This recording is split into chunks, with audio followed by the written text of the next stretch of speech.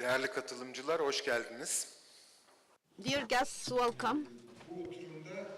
In this session, we'll be speaking about the transformation in energy. Transformation in energy, what do we mean by this? Or better to say, why actually we require a transformation in the field of energy recently. Once human beings start to use energy, there are three actually main things that we have to be focusing on. The first thing is actually supply security. In other words, we can say to have secure access to energy, find adequate quantity of energy. And the second of all, economically, to have affordable prices. And the third thing is, of course, as you all know, for energy consumption, we have environmental impact for the energy consumption, and of course, these to minimize the adverse impact on environment. So these are the three main problems that we have, and especially from the side of the electricity. 100 or over 100 years of history for the wide use of electricity. So far, we have been using a certain model and mainly focusing on fossil fuels or hydropower and generating energy at central points and with high voltage, low voltage grids and have it access to the consumers, and therefore bringing the energy to the final user. It either could be the households or can be the industry. So that's the model that we have for the last 100 years. However, today what we observe is that for these three problems that we have, the structure that we're using is not adequate. Or, of course, technology is advancing and the prices are much more competitive, and therefore we actually have to find some solutions to overcome the problems that we have. So basically, first we have to use energy efficiently, and we actually have to use it. We have to generate it. Rather than a central point of generation, starting with the rooftop, for example, and some local requirements. In a scattered form.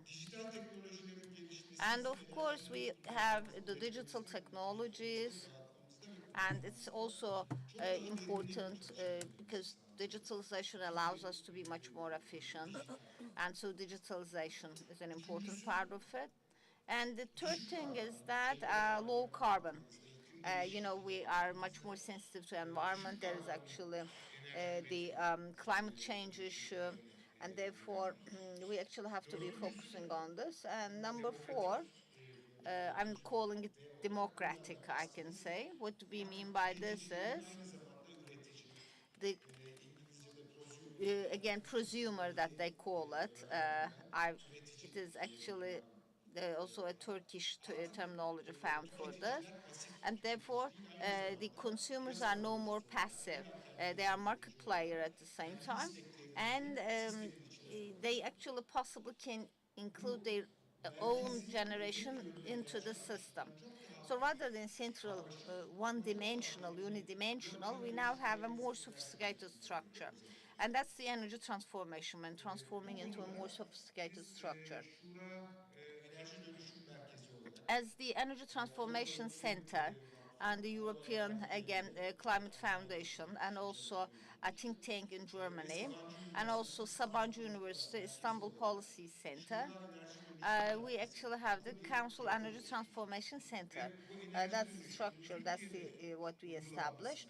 And we're now contributing to energy transformation in Turkey, especially we're touching upon the technical issues, at the same time regulation issues, and therefore our main goal in here is actually to make energy transformation much more efficient and trying to create some ideas on that. And today, it's actually in this energy transformation, panel. We're now organizing it as a council. We actually have very distinguished participants in here, and I will be introducing them one by one.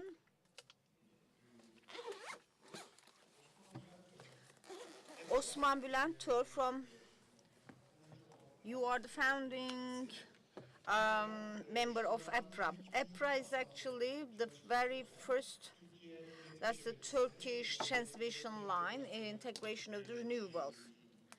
And so supporting the council on this to Shura.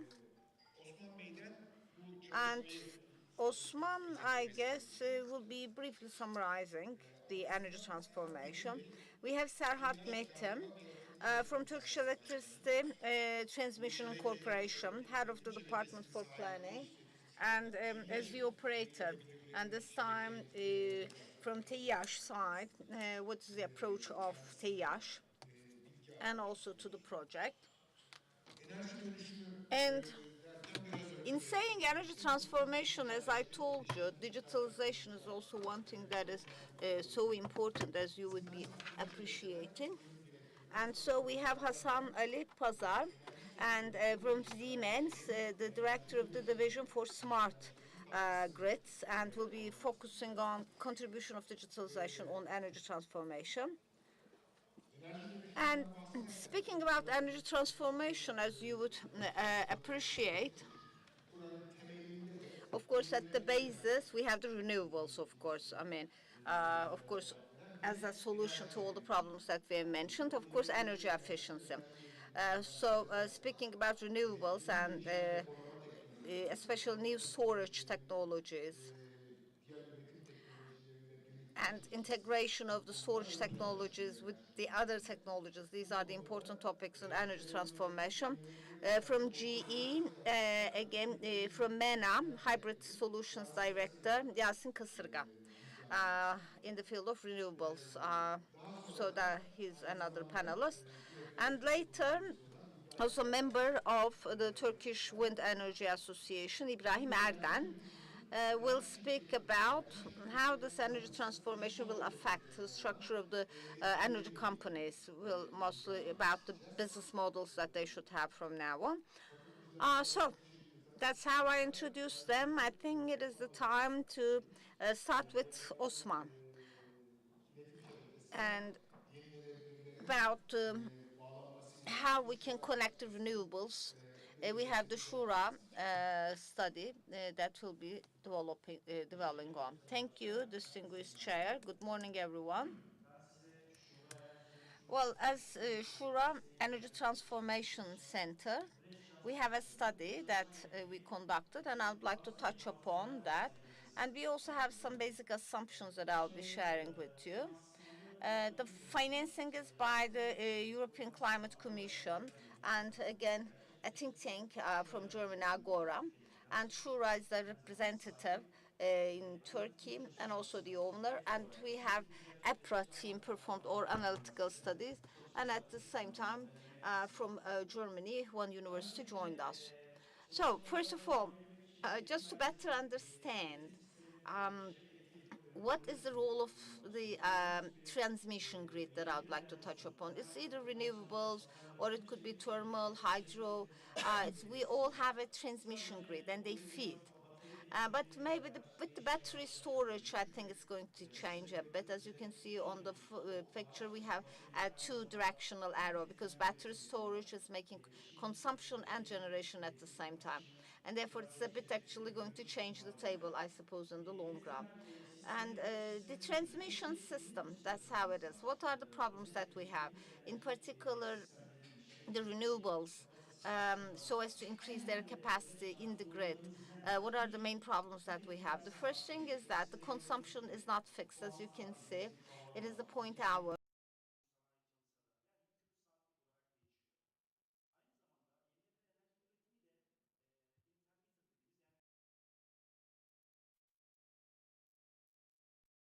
Wind, there is generation of electricity. If no wind, no electricity generation at the same time. Solar at the same time. It can be reduced if there is no sun. So these are the challenges. But what type of a challenge we have? These are the operational issues. What we mean, in the transmission grid, the operator of the transmission grid should actually have the responsibility to ensure for supply and demand. As you can see, we should have supply and demand. So this is actually an operational issue. We have to put this at one side.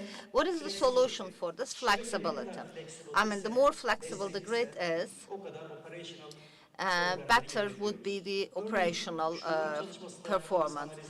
According to the analysis at Shura, especially in the scenario with so much solar and again wind, especially in the afternoon, with the ramping down of the sun, there's actually the need for the generation, and to be able to do so, have to have the capability and the reserve power plants in the system, hydro, nuclear, or natural gas, and so on. So the system requires flexibility, and the conventional, especially natural gas, hydro, for example, they can do quickly ramping up and ramping down. It's actually a merit to us, and we have to put them aside. What are the other flexibility options that we have? Ramping up, ramping down, so important. And then curtailment capability. The ability to curtail. Because the main site management can be included on this. If, for example, there is going to be if we have a curtailment capability for outage, then it is good. And Shura study showed this. Or in the peak hours, stop renewable energy. If you can curtail it, these are all, they should be included in the market mechanism. If we define them properly, then we should not have the fear of increasing the number. Why? Because we can curtail. In 2016 in Germany, according to new regulation, at certain times of the year, it is given to the operators the authority to curtail. So they design the system accordingly. For example, for renewable energy capacity, while making a definition, no one thinks that it will never be curtailed anymore. They have just started to change. Storage is, of course, the most important flexibility that we have. One saying storage is not better storage, pump storage, but we don't have pump storage in Turkey. It's very valuable, and this is the case in the world. What is the second challenge that we have? The second challenge is that the renewables, how close they are to the load centers or not. We're lucky in Turkey because the wind energy sources, in particular at the shore and at the coastal zone, and we have actually Izmir, Istanbul, especially Antalya, we have high actual consumption, like Bodrum, Mersin, Adana in the south. The coastal zones, actually, we're lucky to have wind. For example, Germany is not that much lucky because it's in the north that they have the source, but the consumption is at the south. So it's not easy actually to make a production investment. If it's not close, if it is remote, then what you have to do is we have to invest on transmission. So it's actually a planning challenge and a long-term challenge. And so there are two challenges that we have. The first thing is operational challenge. We need flexibility. And the second thing is that in the grid system, we actually have to invest on it, grid enforcement.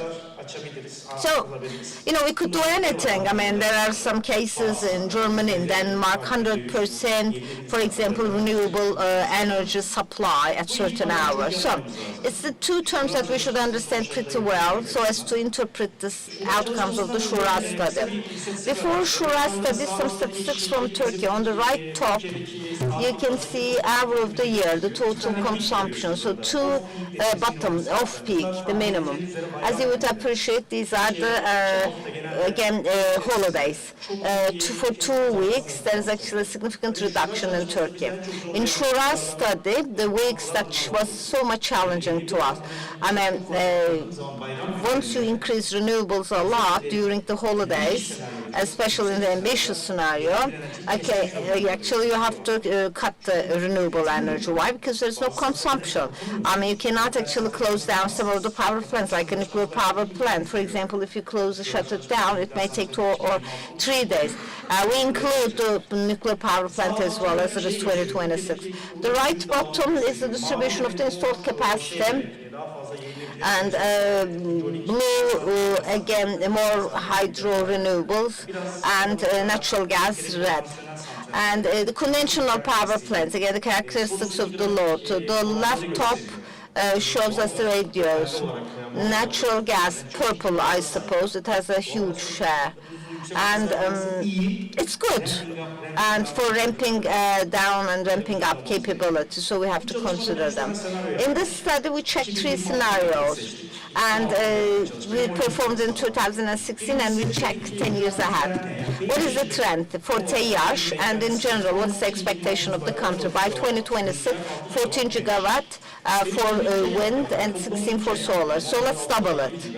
I mean, 20, 40 gigawatts, what would happen? And let's triple it, and 60 gigawatts, what would happen? 10 years, in 10 years' time. Of course, you have to distribute it. You need to make a simulation where these power plants should be in the simulation. One of the problems that I told you is that for the renewable power plants, about whether they're close or remote to the loads. In the project, two main scenarios that we have.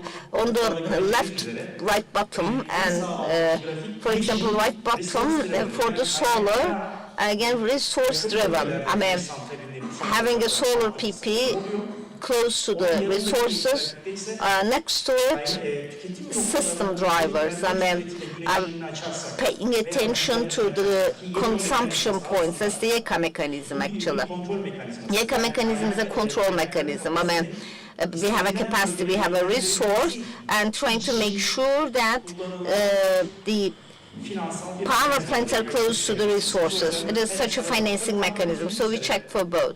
As you would appreciate, if the capacity is closer to the resources, then the system will work more smoothly.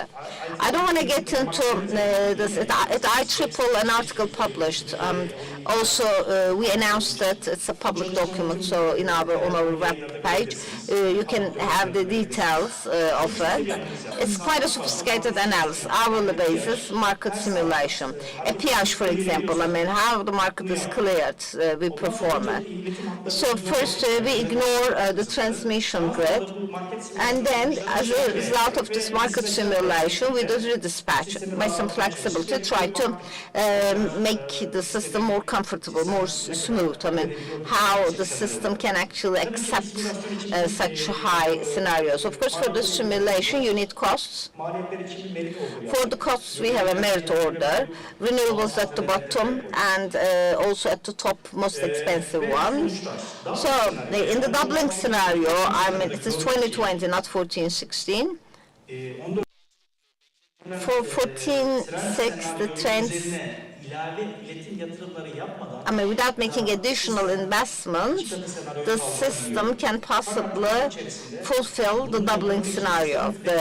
Of course, the system requires flexibility. By flexibility, we mean redispatch.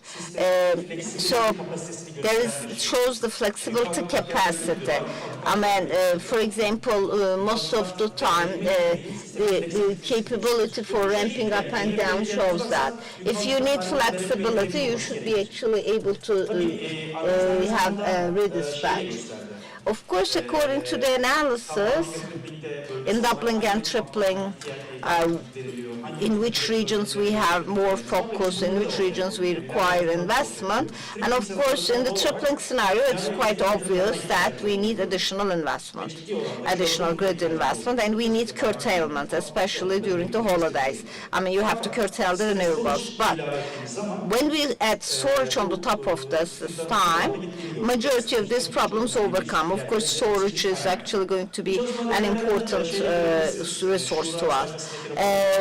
Just check the Shura webpage, both in Turkish and English. We have it. So Turkey is ready for the doubling scenario because we are flexible enough. But of course, we actually have to have a market mechanism.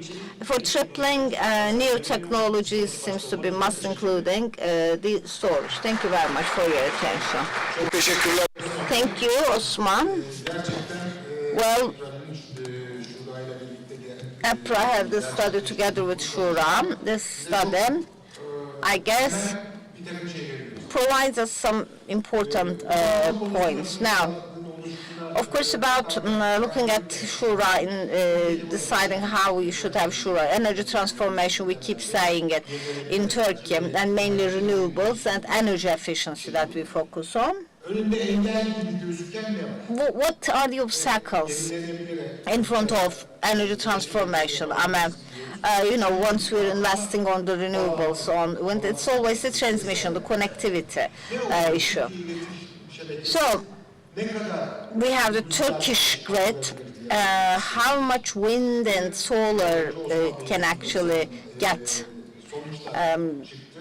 So we have the results. So up to 2026, 40,000 megawatts solar and wind can be welcomed in Turkey by normal investment. So it's possible to have connectivity to transmission grid.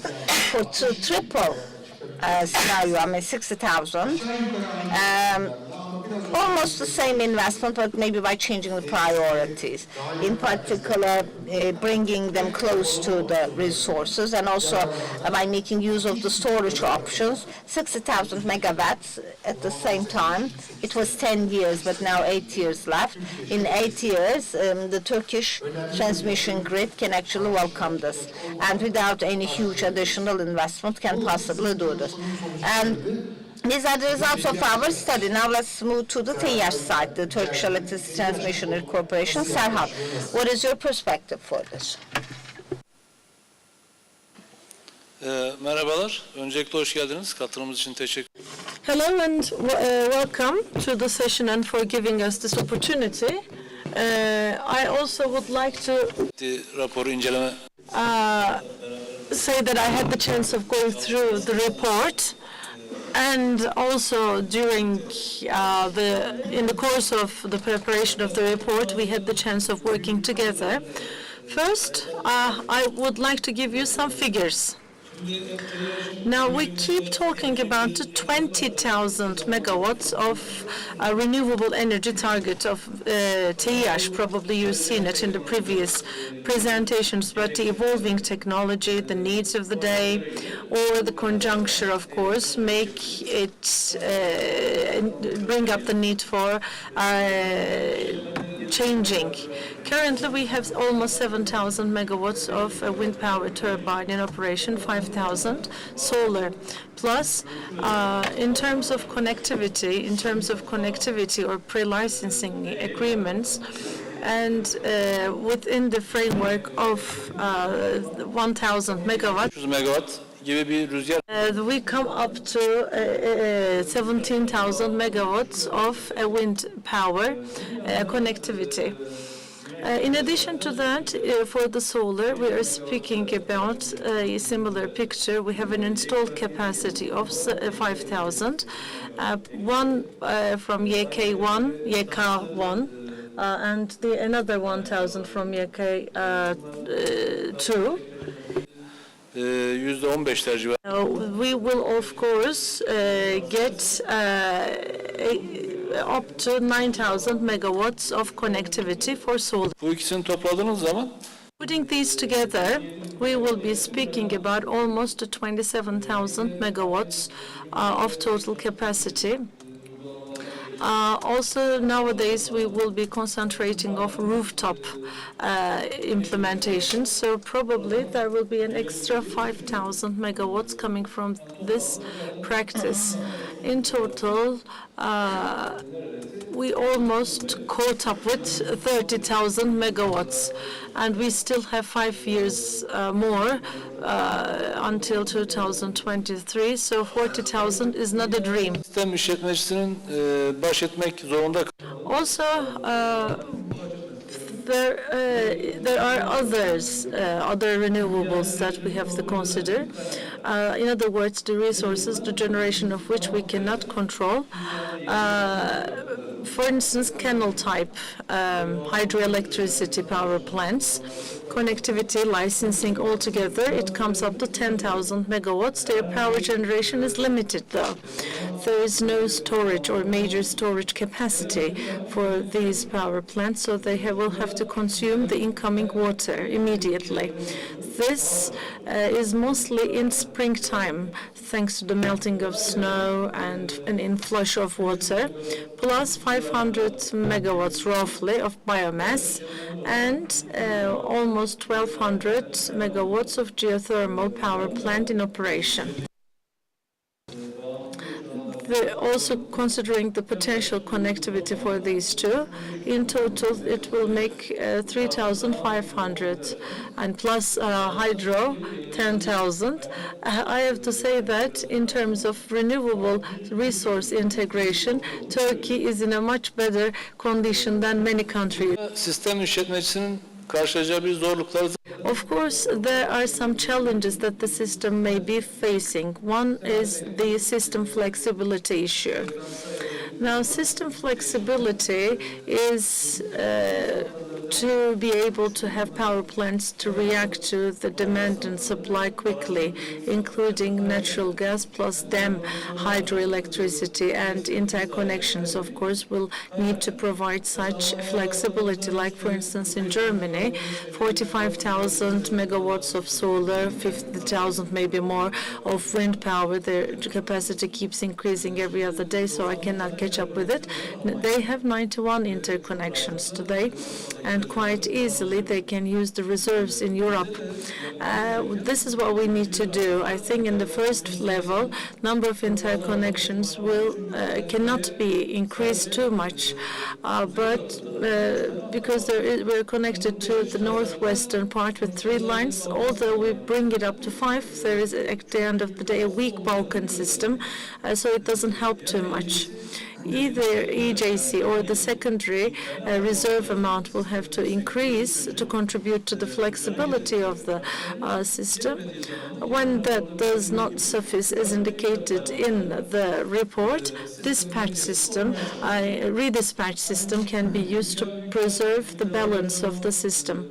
Redispatch amounts always has been a matter of discussion, but as an operator, the only thing I can say here is that the system is needed, because you cannot always be in the position of expecting the sun to shine or the wind to blow. Therefore, you need a backup system for this.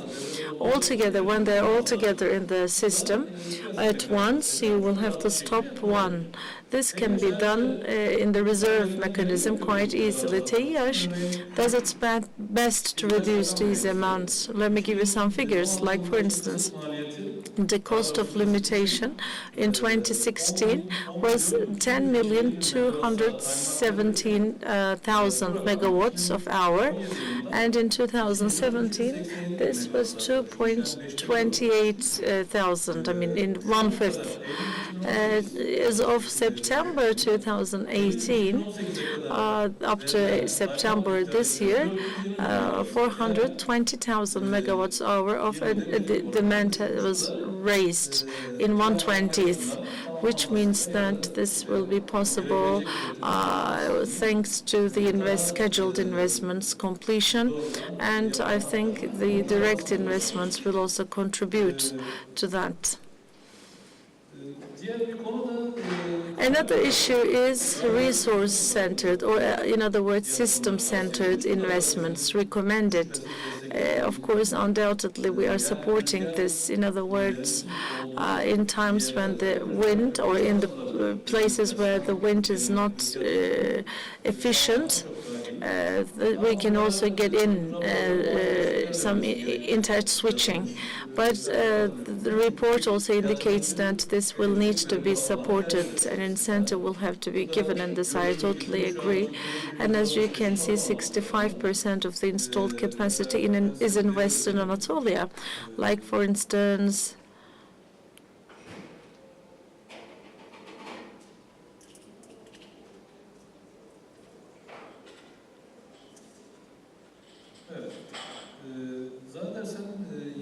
it must be October 27th. I cannot find my notes, but there was a very strong wind event in Western Anatolia. On that specific date, it was up to 17% in a given day to meet the total Turkish demand. Of course, Gayet normal bir şey diye düşünüyorum ben. Çünkü dediğim gibi there was some redispatch order that was given. I mean, in conventional systems, this is really a must. And in a country like Turkey, which has only 3 interconnections, it is really a must. On the other hand, the items that are also indicated in the report, we are trying to follow it. Like, for instance, when determining the solar capacity, we also calculate that it takes 76 minutes between, the sun rising and going down. Therefore, we want to have a balanced distribution here. Our aim is to have a smoother passage in between the systems without requiring too many reserve needs. On the other hand, whatever we do in minimum operating conditions, and we had a study that we conducted with the DG for renewable energy. The most preferred storage system was PDS. Actually, thanks to the increase in the number of nuclear power plants in the world, since they are not flexible, overproduction or the production in the nighttime stored, and in peak demand hours of the day, they transmitted back to the system. So China, for instance, started from, from the last of the world, but now is beyond everyone. Also, as for the storage capacity, the price, of course, becomes quite compatible in the battery management system. This, I think, is another option that can be kept in mind. Like, for instance, by 2025, minimum load scenario bases itself to between 26,500 to 30,000 for total Turkey. But when you just add up the PPs, or must-run PPs, it's up to 27 megawatts, some canal and some solar and wind included as well, not in the maximum levels. I mean, 1/4 of the wind potential, again, similarly, 1/5 of solar included, and yet through spring of 2025, obviously, there will be a big problem for us unless we have storage. As indicated by the previous speaker, curtailment or other legal incentives may be used to prevent these kind of problems. benim söyleyeceğim That is all I have to say for the moment, and later I may get a second round. Thank you. Thank you, Serhat, for your comments. On the TWEC side, this is how we are getting prepared for an energy transformation in Turkey, how it's being supported. We already knew about it, and this transformation, as also I tried to explain during the opening remarks, is in one hand required, but on the other is quite critical for bringing together all the sectoral players of the industry, and TWEC is a critical part of this equation. Also, Osman referred to it in his presentation. Mr. Metin also referred to it in his talk, flexibility in the systems, flexibility in generation. And on the other hand, whereas we were talking about a fundamental part of energy transformation, namely energy efficiency, digitalization becomes a key. And in this respect, Mr. Hasan Ali Pazar will be speaking about the latest situation for power digitalization, not only in Turkey, but also around the globe. He's from Siemens.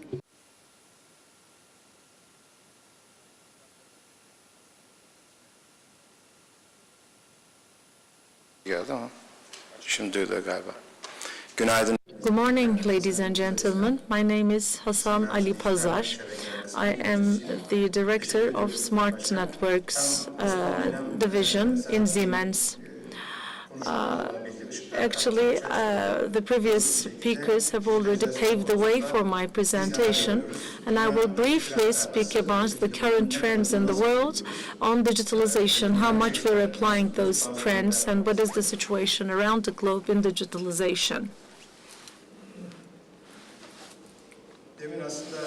Actually, as Mr. Metin spoke about it, 4D's democratization, although we are not referring to it too much, this is really worth mentioning.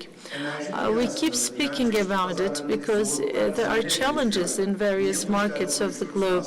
Why are we taking care of these aspects? Decarbonization is our way of caring about environmental resources. Digitalization bringing together some advantages, but of course the need for some local energy systems. We want to be more flexible, more efficient, for more available power plants, and of course doing that we are facing some complexities where we need digitalization trying to fulfill decentralization, but digitalization has its own complications which I will refer to in this presentation. Global trends, of course, to be able to see the big picture clearly and to appreciate, of course, the challenges and, of course, the light at the end of the tunnel. We have to get a better understanding of this. We will be discussing new technologies in a minute. By the way, the presentation is in English. This is the presentation that I am using in different meetings, but probably you won't have a difficulty in following, since I am speaking in Turkish. I don't think this is going to be a big problem. Okay, in a sense, affordability, availability, and on the other hand, environment and environmental resources are the important pillars here. Actually, we were aware of the technologies in our hand. Many were quite expensive. The affordability was being discussed too much. I mean, we were speaking about 4 or 5 times the values per megawatt in the past. Actually, storage has always been an issue in our agenda, but today we are relieved by the technology, as will be discussed by the following speakers. Now, the issue of electrification brings along agility in energy, covering automation and digitalization at the same time.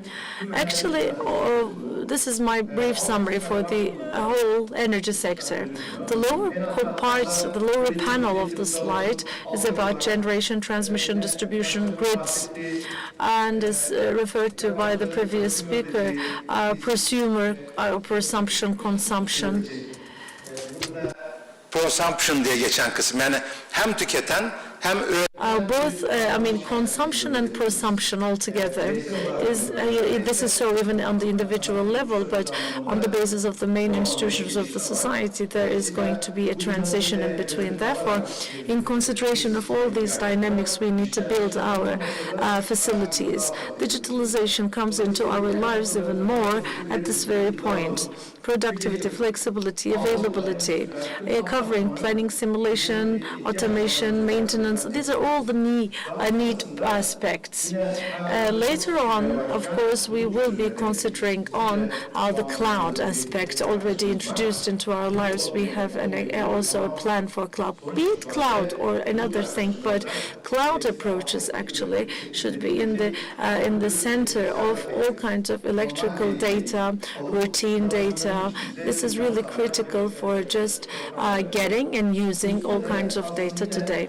On the top, you can see, as also covered by the previous speakers, planning, simulation, and engineering, followed by flexibility and resilience. This is also automation and efficiency, including the control systems, also leading to availability and sustainability. I think this is a chain that in its build-up will help us in integrity. This is the entire energy map, I have to say. And these also are named in the international platforms in some solutions. And in the lower panel, you can see digital twin is in our agenda, creating the digital of something. Why do we do that? Indeed, this is a topic from the industry as already integrated into energy. We want to keep our networks, our grids, energy generation facilities simulated in its twin to predict the behaviors of the system in case of a problem scenario, and of course to remove these problems whenever they happen. Now we have this infrastructure, therefore digital twin is a term that we keep using in this domain. A lot is discussed in the previous talk. Actually, we are in the position of doing this study for many other countries in Turkey. Like, for instance, we are at the moment creating a scenario work for Saudi Arabia, and we have some basic studies for Turkey, followed by simulation, planning, control.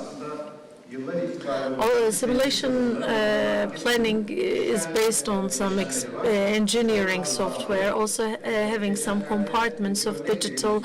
Let me give you an example on simulation.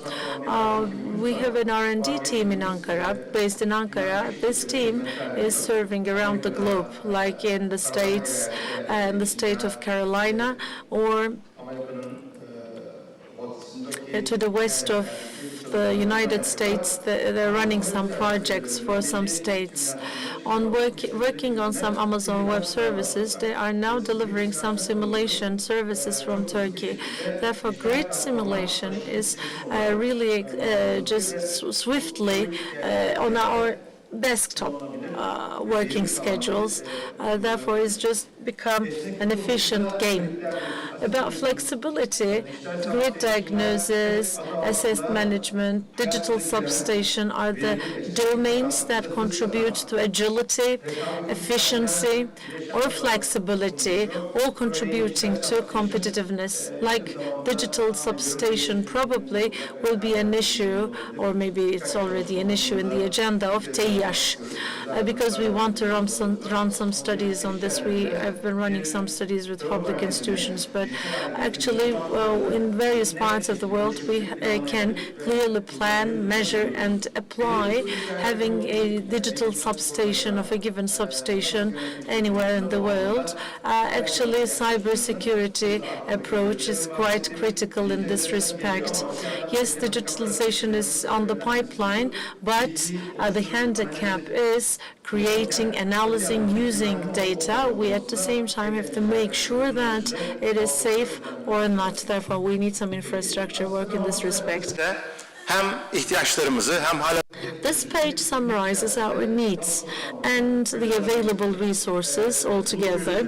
Cloud solutions and the other components will be elaborated at depth in the Q&A part of the session. These are the answers, the responses that we give to these needs. Some of these solutions are based in Europe, Arabic geography, or American continent, and we have very interesting solutions for everywhere. So that's it for the moment, and if you ask any questions, I will be available for them in the Q&A. Deriz. Thank you. Now, for the energy systems in the world, for the entire energy processes in the world, how digitalization will be integrated, and what type of actually difference we will make. And what's pleasing for us is that also from Turkey, as an engineering contribution, how we can make engineering contribution of Turkey is also very pleasing, so I'm happy to hear that. So from now on, another party to the energy transformation, as all the speakers stated so far, especially for this, once we have the volatility, of course there's the need for storage, and especially for the volatility in the renewables, maybe we can have storage together, so hybrid solutions. About this topic, Yasin Kasırga will provide us information. Thank you again. First of all, I would like to thank to the Turkish Wind Energy Association for bringing this topic onto the agenda, and of course for your kind invitation. I would like to thank. Now, if you wish, maybe I can first start what is going on at the global level, what are the worldwide electricity trends, and especially whether Turkey will be affected from this or not. I will discuss on this. And then storage and the hybrid solutions that I will touch upon, what it can bring to us. I would like to bring my own perspective. Now, it's always energy transformation that we are speaking about, and three pillars that we underline. That is the supply security and affordability and sustainability that we discuss. And of course, in doing so, it is either, I don't know, 3D, 4D. Of course, we don't know whether the fourth will be used or not, but digitalization, again, distributed energy generation, and of course, low carbon. And because it is really affecting all the systems, these are the main trends that we have. Now, 2026, considering that there will be 26% more electricity demand. And there are four main things that affect the electricity generation in the future. We have over 1 billion people with no access to electricity, especially in the upcoming 8 to 10 years. Every day, every hour, we actually have to make sure that more people will have electricity. Second of all, for the time being, maybe there is one thing we don't consider a lot, but we'll be discussing it later. Together with the new technologies, some new techniques are developing for electricity generation. Maybe, first of all, electrification of transport. For example, for today, as you all know, there is actually 20% of the share by transport, but it is only 1% the share in electricity generation. So probably once we have actually more, I mean, for example, in 2016, 750,000 electric cars sold. It is only 500 in Turkey by the end of 2017, and around 2026, annually 10 million electric cars will be sold, and by 2040, 1,800 terawatt hour of a contribution of electric cars to generation. And thirdly, of course, in all developing countries, there's actually an increase in the middle class. It means that per capita electricity consumption will be increased.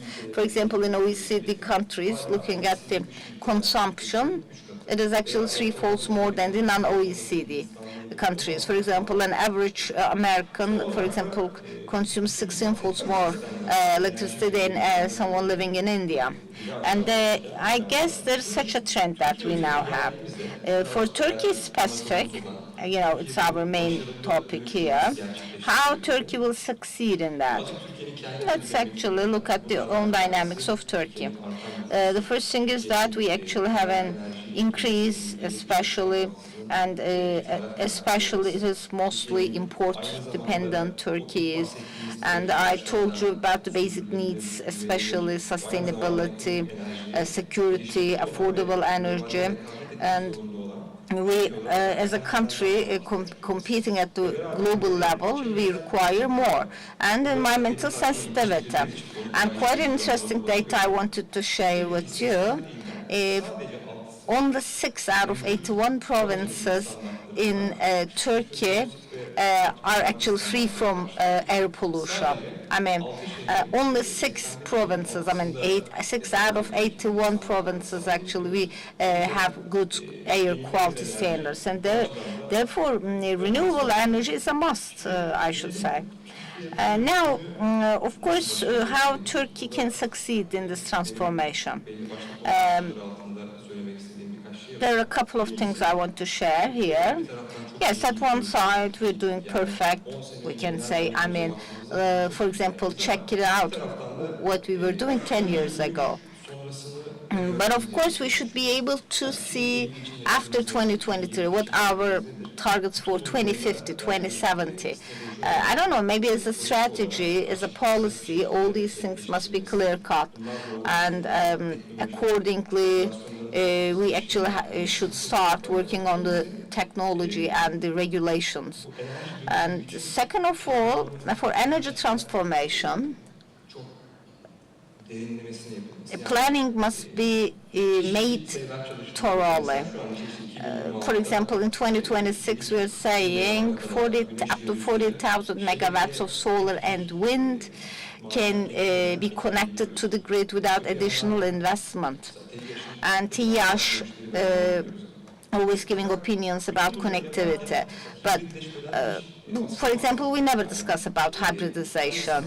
I mean, for example, there are several fields that we can have both wind and solar. And because the production profiles can be complementing each other at certain regions, so we can be much more predictable. For example, the same investment cost can be connected to the grid at a lower cost. And of course, once we integrate it with the storage systems, then we're always saying the main challenge of renewables is actually intermittent. I mean, we have wind at night, sun in the morning, and such a complementary approach will help us to overcome these challenges. So in the upcoming future, I guess the renewable energy can go up to severe capacity factors with the base load, because it will be complementing, they will complement the night. And by storage, will be able to actually follow and monitor the loads.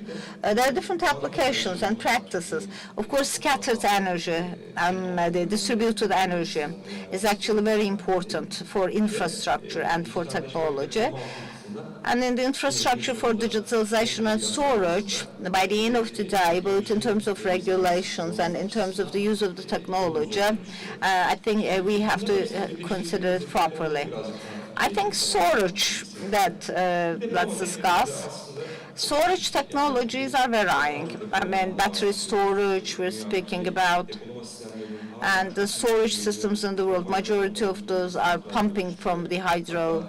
And you mentioned about China, and for example, the transmission operators in China are a major customer. I mean, 500 megawatts, 1 gigabyte of, again, pumping storage that we provide. And these are at variable speed, again, pumping storage from 20 megawatts to 200 megawatts, I mean, for each turbine, trying to meet the balancing requirements.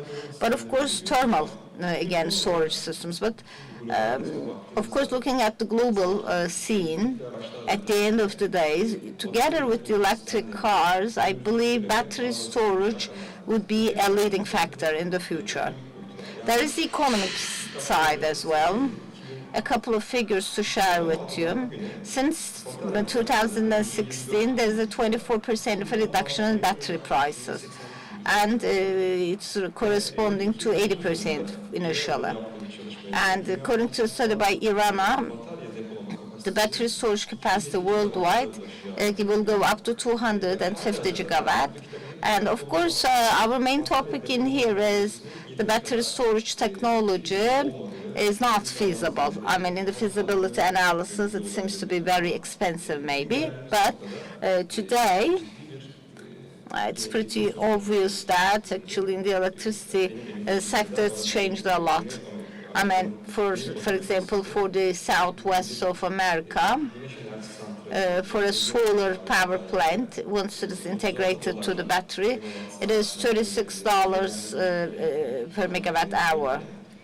But for example, in a new investment for a natural gas, for example, it is $47 dollars per megawatt hour. In other words, I mean, future is coming, but it's very close. But to adapt to these changes, we have a lot to say. Let's stop here. Maybe I can speak more about the hybrid, their contribution to the grid, and once we have the storage capability, what other things we'll be able to do. Thank you, Yasin. genel bir yaklaşımla Well, bütün bu yeni teknolojilerin so all these new technologies, it's very important that all the systems should work in harmony, both digitalization and distributed generation, storage capacity, so we need a holistic approach. I mean, once they're integrated, they can actually have a value. That's what I understand from Yasin's words. verdiği söze de heyecanla bekliyorum. And I'm excited about his second round. So, Daha çok şebekeden söz ediyorum. now we more focus on the grid Dijitalizasyondan and digitalization, technology that we discussed about. Fakat bütün bunların enerji sektöründe iş yapış modelleri. But of course it is affecting the way of doing business in the energy industry. And it also has some impact on the business models and organizational structures of the energy companies. So İbrahim Erden.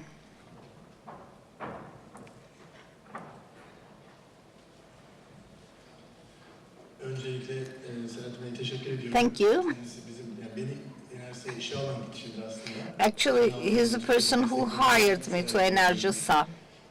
Onun için öncelikle onunla So I'm more than happy to be together with him on the same panel. And during the organization of the event, they said, let's have someone from Enerjisa, but let it be Ibrahim. And of course, another thing is that I am also a member of the association.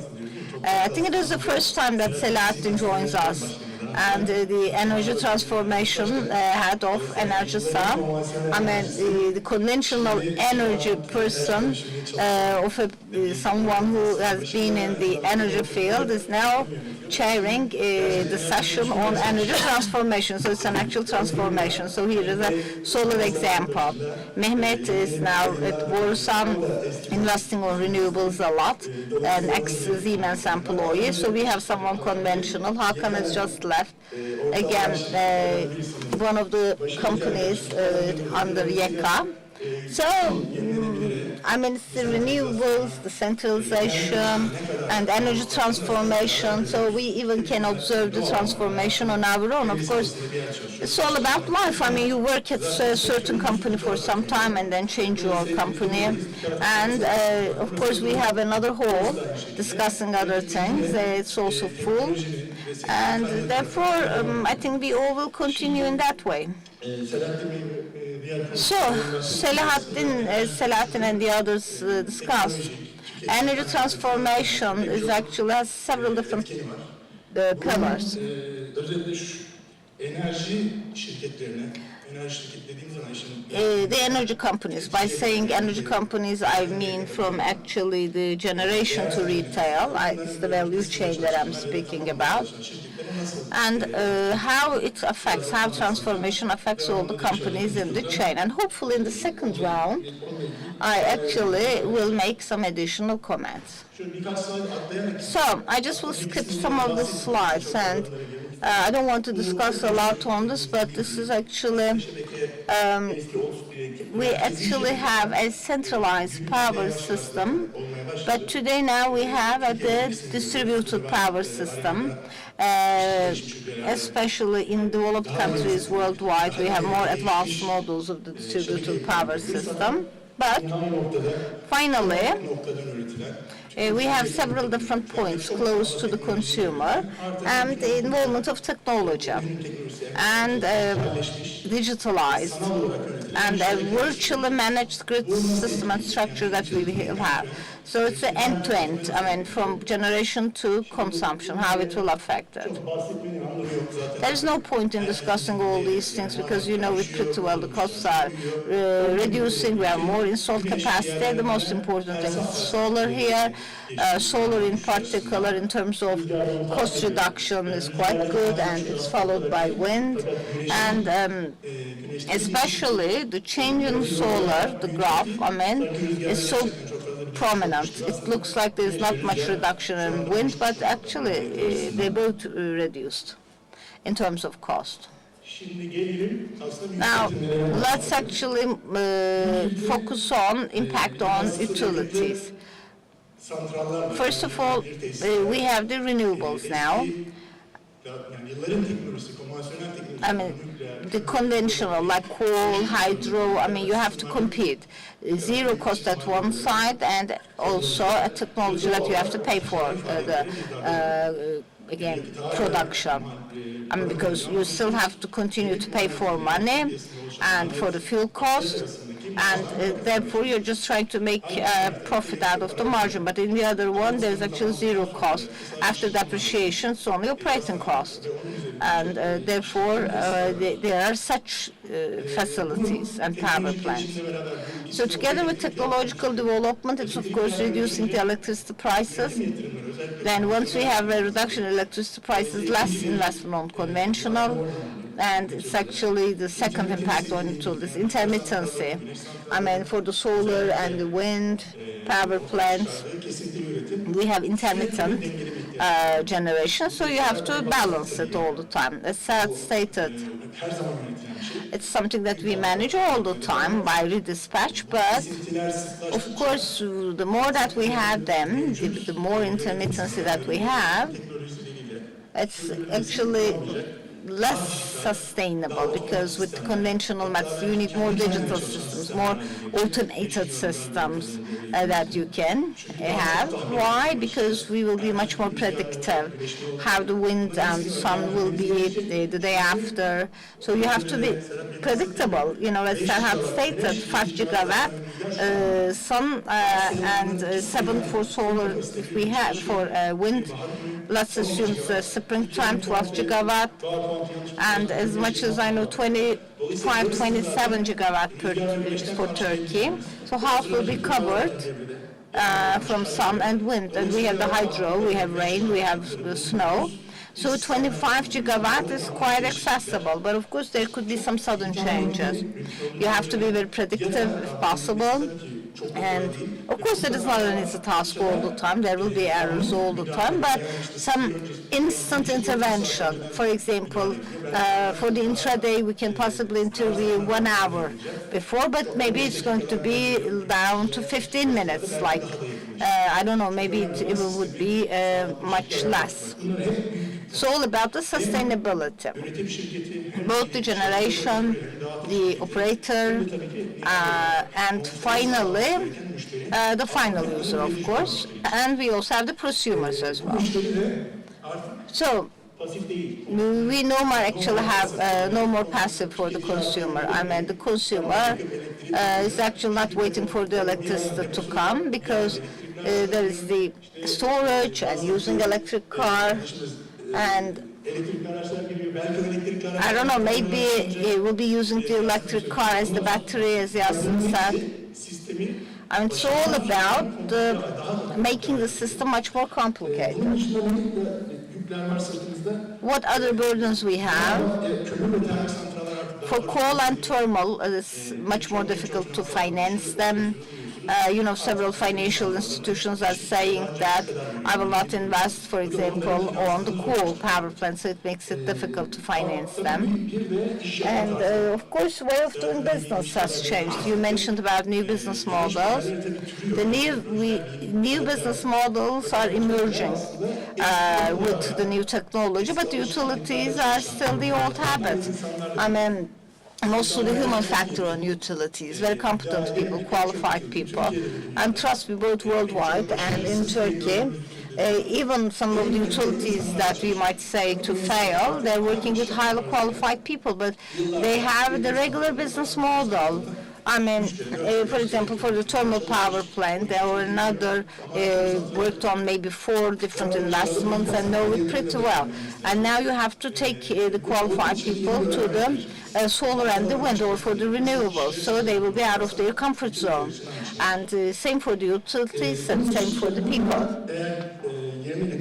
Of course, if we fail to do so, then this time for the utilities, we will end up with a huge financial issue, and it would mean failure for them.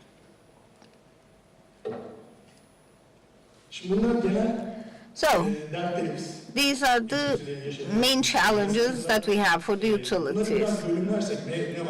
Just what we have under each. In terms of generation, it's mostly renewables. I mean, we have a shift to renewables. Daha çok yenilenebilir görüyoruz. It's more renewables, more distributed generation, and again micro cogeneration, some Küçük termikler, micro turbines that we use. Bunları devreye sokmak için daha inovatif Of course, we will need more innovative financial solutions. ya bunları kendiniz sunacaksınız ya da Either you have to offer it on your own or someone else will do it. These are new structures. gerektiriyor. Böyle değişik. They require new structures and new technologies, especially in changing the institution. And blockchain, for example, that we discussed. I mean, it's possible to do trade in conventional structures. I mean, under the regular market conditions, there is actually a floor. But how blockchain will be integrated to this, because it's a new technology and everyone wants to use it. It offers for a certain flexibility. For generation in particular, at the global, of course, Germany is important. The more share of the renewables. So, yes, of course, the infrastructure investments are required for generation, but of course, there's a worn out of the infrastructure. I mean, in transmission and distribution, there's the need for modernization, so they are together. And both in transmission, especially in transmission, we have to adopt to intermittency. Of course, we will need new software, new hardware, which will bring us to cybersecurity. We actually have some outage, for example. The popular discussion was the cybersecurity attack. And Ibrahim was at the head of TWEC, and he said, what type of a cyber attack will there be? I mean, there's just one phone, and then you're saying redispatch, and only there will be a cut at the telephone line, nothing else, no one will hack. I mean, it's all about the grid security, of course, both for the transmission and the distribution. It means that everything will be much more digitalized, and we have to be ready for this. Now, for distribution, microgrid will be much more important. It's a major burden for distribution companies, and they actually have to be ready for this. So they have to do pre-planning, and they have to ask the regulator to finance it. I mean, engineering, of course, design, but at the same time financial, and for the tariff side, because it is reflected to the consumer. I mean, you cannot expect the grid to be smart on its own, because we paid out of pocket. The other thing is adaptation to intermittency at the transmission side. So we have to be agile. Agility of the grid is important. Digitalization is a must. And of course, again, just like in the transmission, and this is the case for all cybersecurity. At the retail side, touching to the consumer, so the consumers are much more price responsive, because we have a decrease in cost, increased awareness of technology. We have actually new software, new hardware, trying to make use of it, more competition, because there is no single floor. I mean, everyone is actually trying to do something about it. I mean, once they invest on a new generation technology, they are trying to offer another service. And therefore, these are the new products, new business models, and of course, we have an increased awareness. I mean, some is actually triggered at the sales side, and the other triggered by the customer. So we actually, we have a prosumer now rather than a consumer. We also will get used to the term prosumer. So in Germany, as you all know, is an energy vendor. I mean, as a concept, the source, I can say. I mean, in Germany also, it doesn't happen on its own. Okay, 2 minutes then. So Germany, for example, first started to think about it at Chernobyl, and to turn it into a political project and start avoiding use of nuclear and introduce renewables, so step by step. What accelerated this? Fukushima in 2011. After that, nuclear phase-out accelerated, and they focus more on the renewables. Of course, naturally, it urges other countries also to do so. There's also the ENEC case, but Enerjisa, Sabancı Holding and E.ON, structure of E.ON, single company, and just like our previous electricity administration. So one trying to phase out the conventional and under Uniper, and the other is grid services, distribution, and renewables, E.ON. That's the first phase. Why E.ON is doing so? Because of the pressure that they have. And started a reduction in the unit price. And they started to incur loss. And so actually the profitability goes down. Value of the company in 5 years' time reduced to half, just like the other German utilities. Probably you know them all very well. There is the financial side and the political side, of course, but of course, as a part of the long-term planning, this company decided to be divided into two. I mean, they focus each separately on different businesses. So it was actually a requirement for a change in the business models. And the business model that they target, more customer focus, more renewables, and more use of technology. That's the business model that they introduced, especially at the distribution, retail side, and the renewables. So that is, again, after, at the same time, are included in this. One is the conventional, one is the grid services, and the other the renewables. So three more focused, separate three companies. So they believe that they'll be much more successful. That's all about transformation and the impact of transformation on a utility. And as Enerjisa, I mean, maybe not the case for the others, but, and of course, the shareholder has experience in Germany, and by also, trying to focus on the businesses. I mean, at Enerjisa, we have a generation wholesale, which is actually more focusing on the conventional, and then on the other side, the distribution retail, and also the customer solutions, another. Turn it into a service company. I will speak later, but what we should be focusing on is it's actually the NL case that I have to tell you. I mean, these types of utilities, they have to be ready for the future. Because we are still having the transformation. Germany, us, maybe we are a bit slow. So we have more to say. Thank you for your attention. İbrahim Bey çok teşekkürler.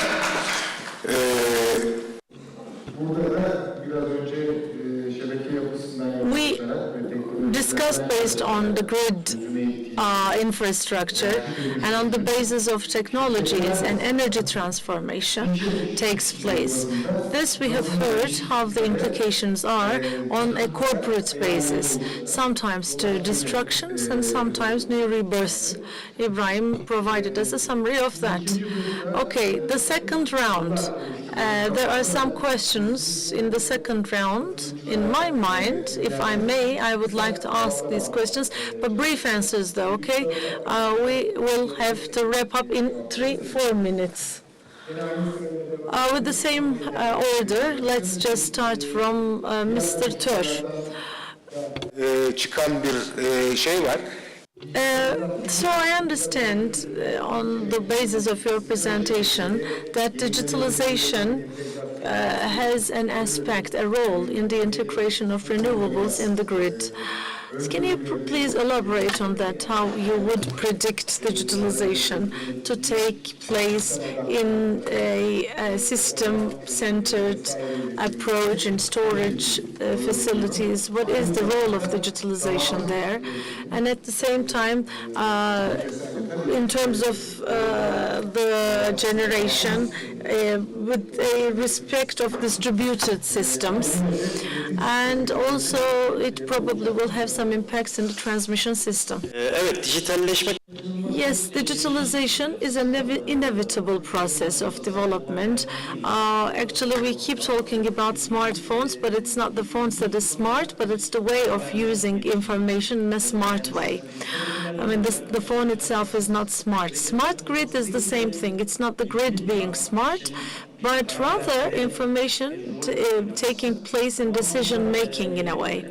In this respect, I think one of the biggest factors there is flexibility, grid flexibility.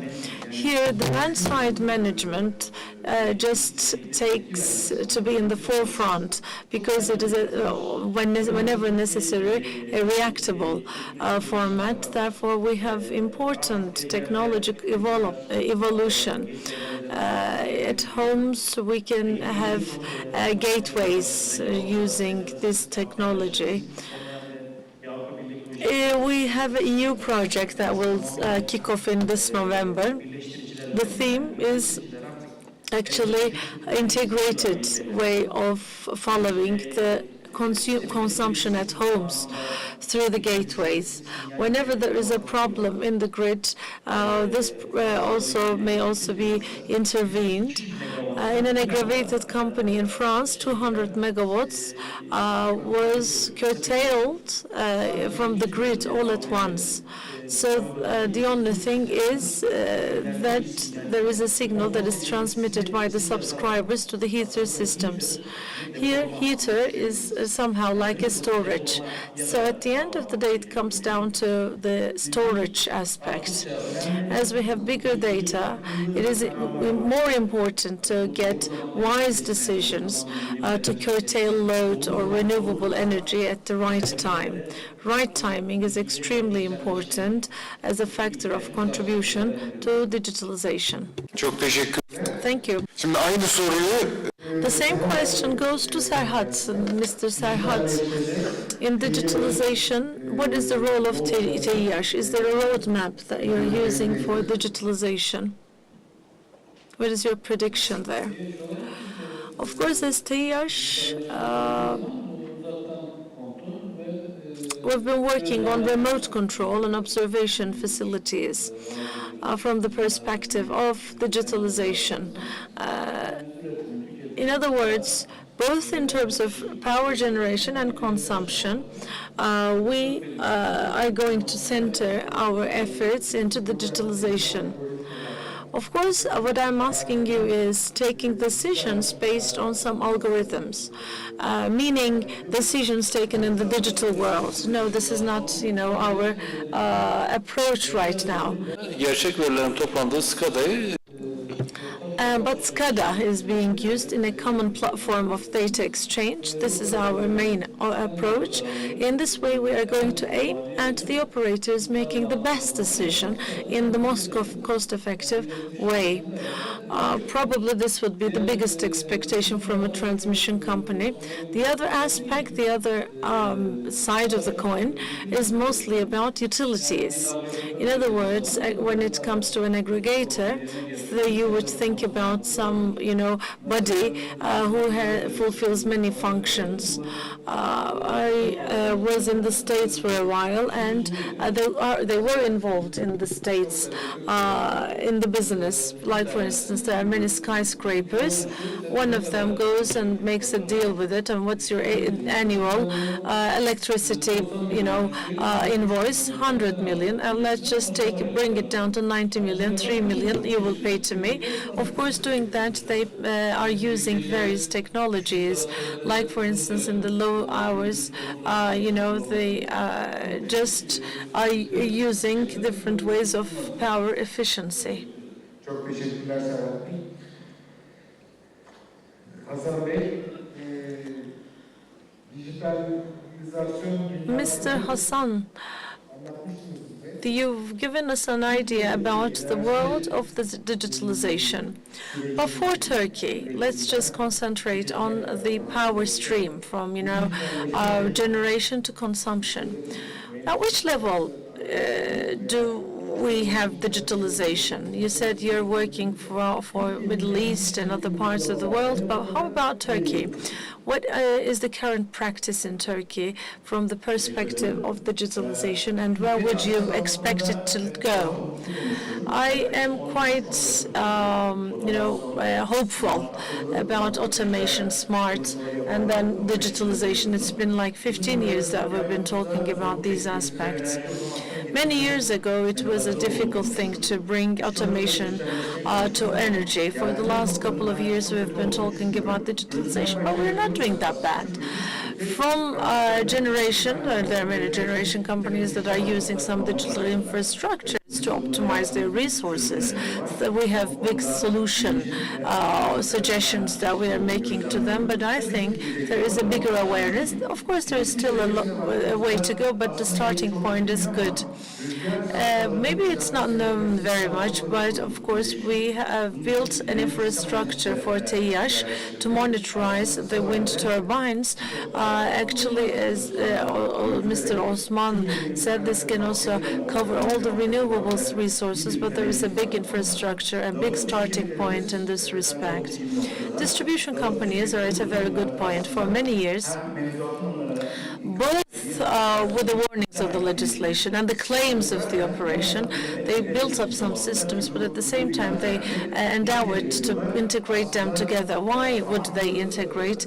Essentially, the SCADA, call center, and other XYZ systems combined together to contribute to the most efficient and the strongest data system. By the way, versus the utilities in Germany or Italy, I think our distribution companies are not doing bad because they get a very good adaptation to technology and end-to-end points in the dual way of energy utilization. There may be some problems in terms of the retail aspect and the end users, mostly spoken about demand response and management, but maybe conceptually we are ready in terms of aggregation companies are there, to present ideas to the market and take some responses. But versus other countries in the globe, Turkey, yes, maybe started late, but is going quite good. And in some aspects, we're doing quite well at the infrastructure preparations, not only as Siemens, and I do see that in the other companies, the knowledge, and HR pool in Turkey will serve for producing services around the globe. I think we are doing quite well in this respect. I'm not going to ask Yasin. He has already formulated a question for himself. In this round, actually, I would like to speak about hybrids, what we can do with the hybrids in place. What kind of values we can re-attract, or what kind of new value gates we can open in this respect, and I would like to also refer to that. Renewable hybrids, meaning wind and or solar and or any other storage system, but most of the time we're speaking about wind, solar and battery. Actually, both locally and specifically in Turkey, we do see that wind and solar do have a complementary transmission profile. In daytime, sun takes the lead, and in the afternoon, wind starts. And altogether, these generation methods combined in the same field, contributing to a more predictable generation capacity and reducing the imbalances there. And of course, in investing in the grid aspect, so we can catch up with many synergies. And at the same time, we do observe some trends. For instance, the TWEC like system operators, for instance, now are in the position of considering a capacity factor in the renewable energy applications. Like, for instance, system operation says wind alone or solar alone would both cause an extra investment cost to my system, because, you know, in the year there will be a 20-25% capacity factor of operation. But at the same time, that would create an extra cost to manage the imbalances within the entire system, because in some countries there's, the fact that under 50% there is no system connectivity consent. Like for Morocco, which is, richer, which has a higher capacity factor for wind. Together with batteries, I think we can go up to 80-90% capacity factor for renewables. I mean, in terms of cost, as of the day that they become feasible, I think this is going to be a point of no return. Altogether, I mean, wind and solar combined in the same site, like, for instance, a PP for 50 megawatts, 25 each, we will be speaking about an almost 30% of grid scaling. So you can go to a smaller grid. These two power plants redesigned, from the project design to the joint use of facilities or the synergistic approach in the build-up or in the maintenance, I think there will be in total up to maybe 10-15% of cost reduction in each of these aspects. Therefore, from the perspective of the entire project visibility, there will be 13 up to 14% of cost reduction in the total project. Also, adding the battery storage to that, there will be several new business models in this respect. One is energy arbitrage facility. Now, it's a given point of time in the day or night time, we can store energy and sell in at the best price. And also in the peak hours, we can contribute to production. Third is something that we see a lot in the wind turbines, the unpredictability in generation or imbalance cost in generation costs of wind. Speaking particularly about Turkey, Turkey has another solution for that. But at the end of the day, we will get to a certain point that in Turkey, in the following process, the solutions may remain the same or may just, separate wind or solar facilities built, or imbalance costs, or the system infrastructure costs borne by Turkey. But at the end of the day, maybe the main target here is going to be the level of $2.1-2.3 of electricity prices in different parts of the world. I think for Turkey to access to these levels, I think all these problems will need to be solved on site. One final example I can give you: there are such cases that, for instance, the high level of the natural gas prices would impact some industrial facilities. Particularly, they are trying to base their internal manufacturing systems on solar, wind, and battery. And compared to a thermal investment, I think the investment for this would be more feasible. Thank you very much, Yasin. Finally, again, going back to the implications of energy transformation on companies. I think you will be reflecting the transformation of the companies, because Enel is an important example. I will start with Enel, and then I will refer to what the companies will need to expect in this process. Okay, Enel started back in 2008. Enel Renewables was founded, and up to 2015, 15 gigawatts of installed power in solar and wind achieved. And of course, the person who was assigned to NL Renewables was quite successful, that he was assigned to the head of NL, and conventional no longer was the core of the business was NL Renewable. NL is the main parent company, and now has become a secondary company under NL Renewables. The planning is to phase out conventional by 2030. I mean, 80% will be renewable, and by 2050 they are targeted to be full carbon neutral. And the 46 gigabytes is currently renewable. They have big investments in South America. This story started in 2008. Therefore, they've realized the trends quite early. Digitalization, innovation, roof solutions, solar, wind, distributed generation, smart grids, and all the transformation on these aspects were started in 2016, and they started NLX company. NLX is a company that solely works in these aspects, and by 2017 their turnover was $1 billion US.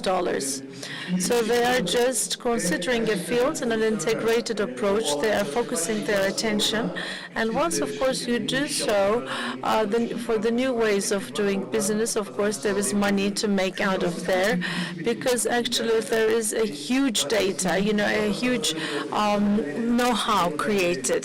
The old way of doing business, even the conventional methods, there is such a big know-how that can be transferred to the new ways of doing business. Therefore, when initiatives are taken in a proper way, in a timely way, and this has just been an example, you would succeed.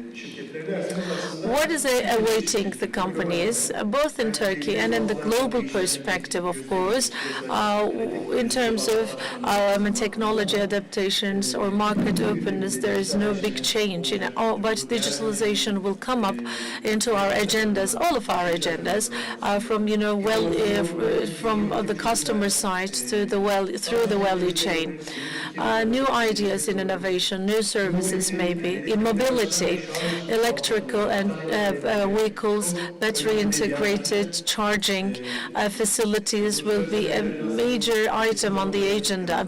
International Energy Agency, if I'm not wrong, 2 months ago published an mobility report stating in the 2030 and 2040 scenarios, they predict an up to 35% of electrified vehicles within the total fleet. And Norway, it's 46%. In Holland, 15%. As these examples grow, I think this will have an implication over the entire way of doing business. Plus, micro-solutions will be more discussed in the agendas, and companies will invest more into these new technologies upon the claims of the customers, and that will become an obligation. Those succeeding that through early measures will continue successfully. Others probably will go on disappearing down in the process.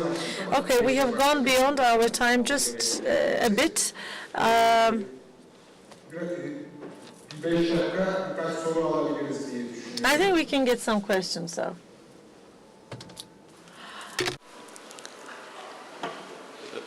Bir kendinizi tanıtıp kime yönelttiğinizi de belirtirseniz. Please address your question to a person. I have 2 questions. One for Serhat, Mr. Serhat.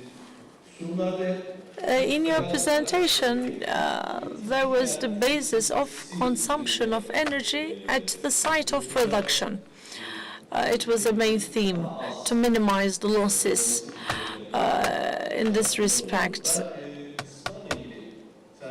About limitations, Mr. Serhat, in your presentation, there was a perspective from 2016 through 2018. You've given us some statistical data. Bir kodu talimat vermeyip hat boyunca taşınmasından kaynaklı olarak alttaki kayıtla ilgili bir istatistik çalışmaları yapıldı mı?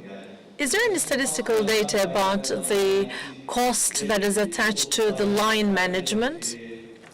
Buradan elde edilen kazanımla bir kodu talimat verilseydi oradaki maliyetler Do you have any comparison, between the costs down the line? The second question is, Mr. Selahattin, for you. All the speakers referred to storage as a part of the future technologies, discussing that it's going to be a main issue on the future agendas. But, from the basis of the clean aspect of clean technologies or clean energy, storage can also be based on the batteries that is supported. But do you have any idea or any work discussing the contribution of batteries in environmental pollution? Are we going to face a period where the people will try to get rid of the batteries quickly? Within this transformation, have you concentrated on this aspect? Thank you. First, for Mr. Serhat. Sistem güvenliği bizim birinci. System security is our first concept. Of course, when designing a new site, we keep in consideration connectivity. Connectivity meaning the PPs that will come in play in 5 years.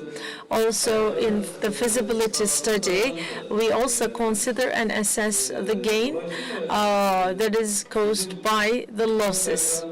Therefore, lowering system losses, we at the same time will have to make sure security of the system through our investments. Maybe we should compare not from the perspective of losses, but because this cannot be an indication for achievability of the targets, and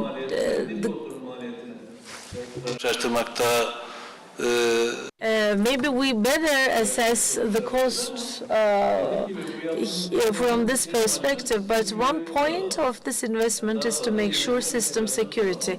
In other words, more renewable integration.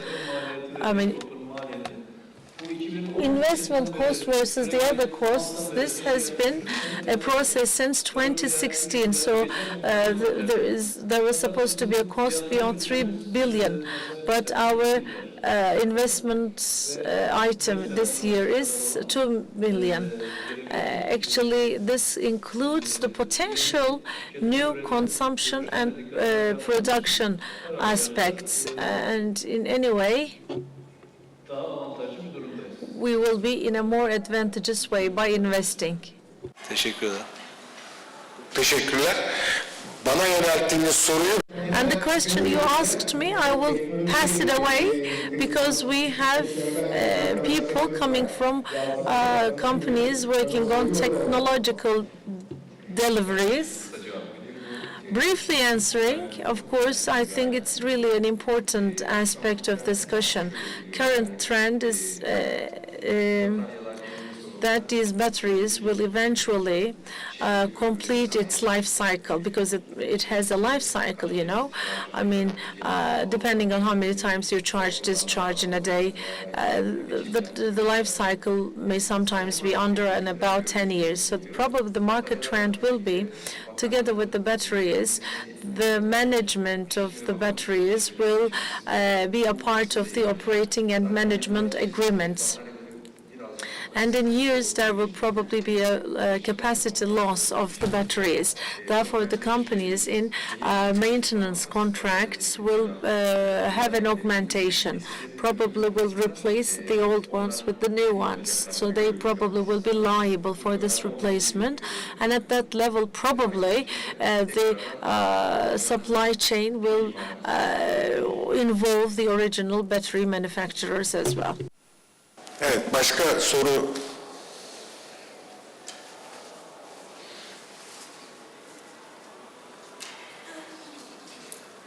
Erkan Şahin, Erkan Şahin, electrical electronic engineer. I have an overall question.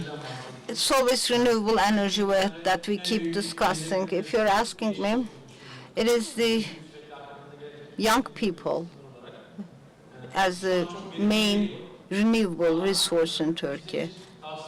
Young people keep coming. I mean, we have an energy. What are your actually advices for the young people in the industry? Thank you. Bu genel herkese yönelik bir Yes, it's a general question. Who wants to answer? bu konuda.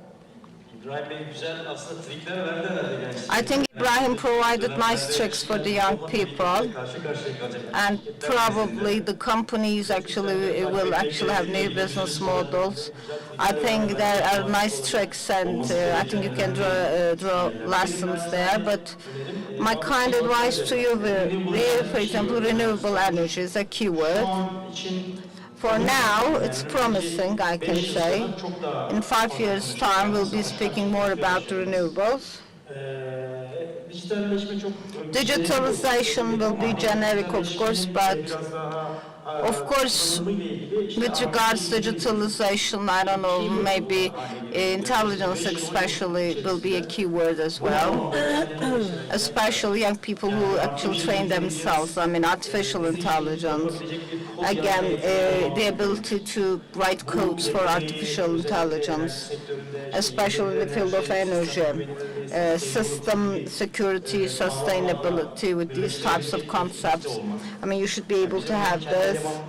And in our own recurrent, but for example, coding, as you all know, but on the top of coding, you have to have the perspective for optimization. So I think these are the must. So smarter, more optimum, I mean, better use of resources.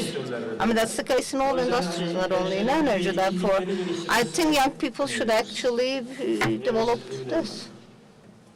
That's what I can say. Buradaki en yaşlı olarak As the most senior person on the panel, bizim alışkanlıklarımız, belki buradaki arkadaşların kuşağının alışkanlıkları maybe the habits of our generation, I can say, is the same. geleceği planlamak, geleceği Plan öngörmek. for the future and predicting the future. Fakat bugünkü gelişmelere That was actually the old generations, not only the energy industry. bütün şeyler en büyük meziyet I think the most important talent in here is to handle uncertainties and unpredictable things. ülkelerinde esneklik yapıyor. I mean, you have to be flexible, you have to be agile, quick decision making. Belirsizliklerle It's all about how you are going to handle the uncertainties. dünya teknolojiler aynı zamanda enerji dünyası o kadar çabuk. The energy industry and the world is changing so fast. Now we discuss about predictions for the future. Biliyoruz ki bunların hepsi yanlış. There is one thing that we know for sure, it's all wrong. Whether there will be more uncertainty or not, we don't know. Maybe it will be totally different in the future. Therefore, you should be able to handle uncertainties, unpredictable things, and don't have the fear of uncertainty. So that's the advice I will give. So yes, I think we actually have to wrap up now. Başlığımız enerji dönüşümü. So it was the energy transformation that we discussed about the Turkish practices of transformation in energy. Saying energy transformation, Bize daha güvenli, it's all about more secure, more economic, çevreyle uyumlu, and more environmental friendly energy systems. gelişen teknoloji. Of course, technology is developing and we have better way of doing business at the global level. And in particular, it should allow for this. And we actually now have maybe destructive technologies, and we are just going to a new world of energy. Bu dünyada gerek kişiler olarak gerekse Both as the individuals and as the country, so as to be competitive and to survive, we have to cope with this. çeşitli katkılarından çıkarttığımız Başka bir şey, Türkiye'de burada çeşitli konularda bilinç So especially we now create a consciousness in here. We raised the awareness already, but still What I understand from the talks in here is that for each and everything that we discuss, from storage to digitalization to distributed again energy and generation, I mean everything should be discussed more in depth. It's very important to have some solutions for the problems. Of course, we have taken the first steps and even different steps that we have taken. So we actually should work all together. So thank you, everyone. And on behalf of the association, and I personally would like to thank to the association for giving us the opportunity. So that's actually a certificate that I will share with you on behalf of the association.